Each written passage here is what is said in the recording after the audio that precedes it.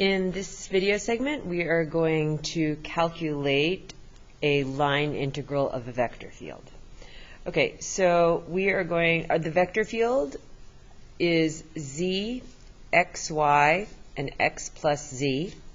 And our curve C is going to go from 0, 0, 0 to 1, 0, 0 to 1, 1, 0 to 1, 1, 1.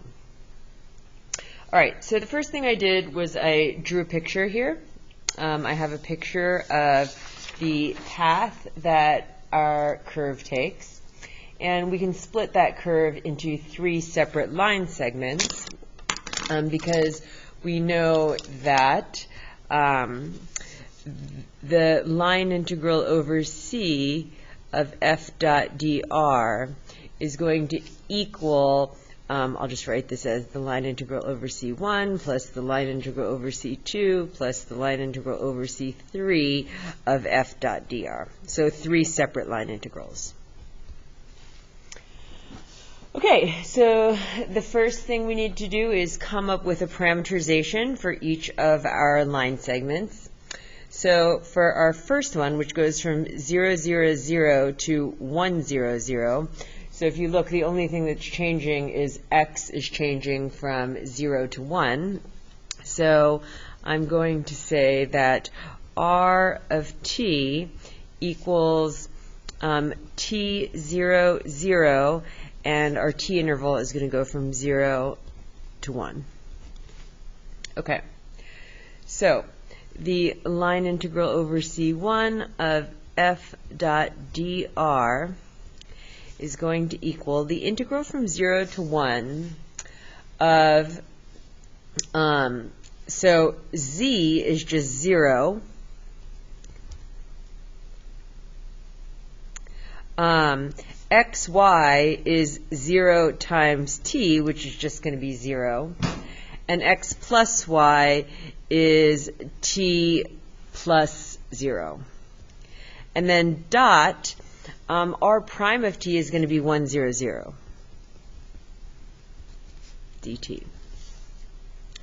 So when I dot product those things, I am going to get 0, 0, 0. I get 0. Okay, so that is going to be nice and easy because I have 0, 0, t dot 1, 0, 0, which is 0. Okay, so the work done moving along curve C1 through our vector field F is 0. All right, so moving on to the second curve, part of curve C, C2. Okay, so now we're going from 1, 0, 0 to 1, 1, 0. Okay, so let's let our parameterization for C2 be 1t0, 1t0, and the only thing that's changing is y, and again, t is going to go from 0 to 1. 0, t, 1. Oops, I don't need a comma there. And I think I'll also just write out f of r of t. So f of r of t is f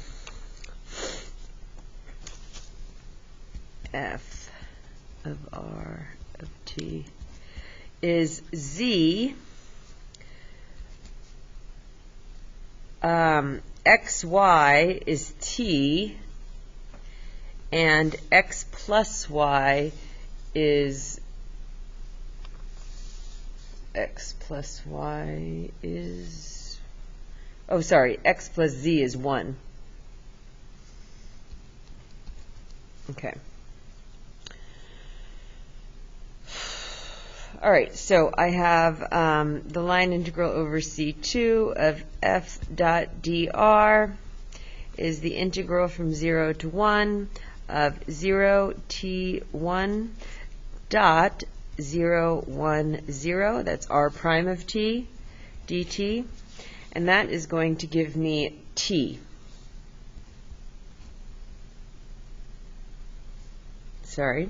the integral from 0 to 1 of t dt, which I almost forgot to integrate.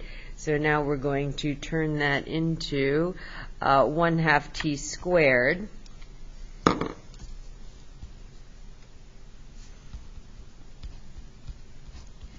And that's going to be a half.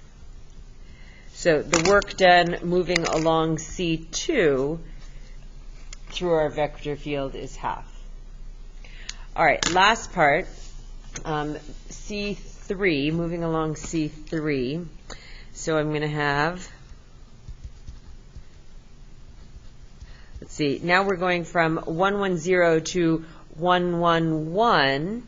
So the only thing that's changing there is z, so I'm going to call that 11t.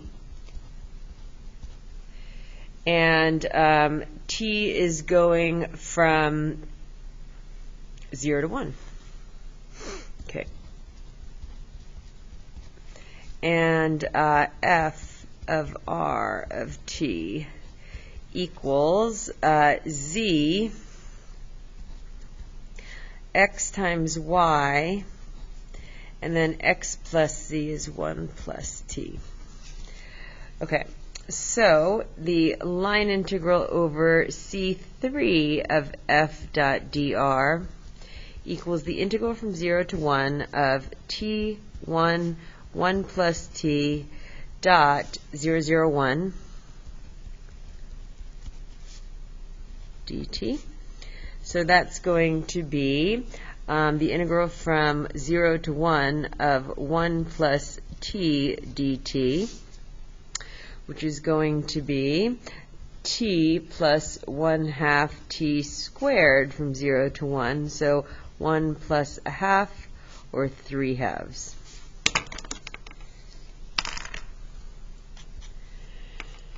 Okay, so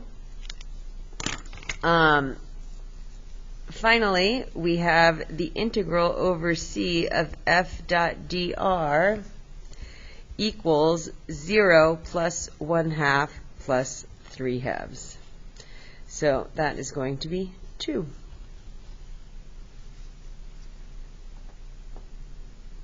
Okay. Just a note, you could have approached this problem 2 different ways. So, I guess I'll talk about that at the end. Or, no, maybe I'll talk about, yeah, I'm going to talk about that right now, I guess. We could have approached this problem 2 different ways because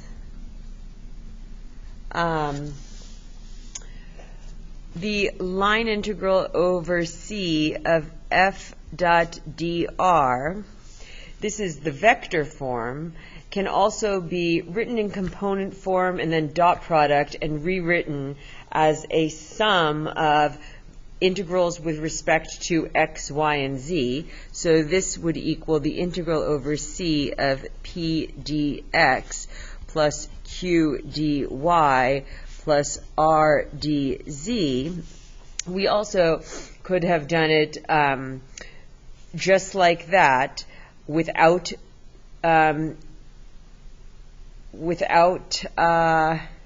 doing everything in parametrics.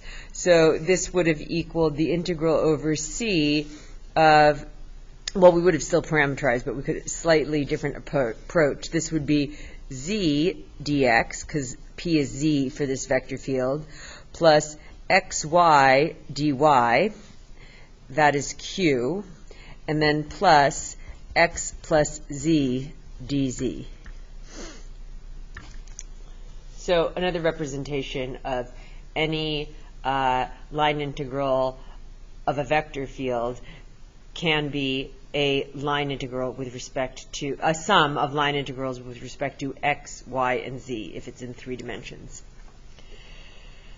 Okay, so let's look at the same exact problem, but let's consider the same problem on a different path. All right, so here we have, you see the same problem here. Calculate the line integral of the vector field z, x, y, x plus z, but this time my path is going to go directly from 0, 0, 0 to 1, 1, 1. Okay, so my parameterization for this second path, or this second c, is going to be, so let's see, r of t, I can just call this t, t, t, t, t, t, for t is 0 to 1. Okay, so f of r of t equals z xy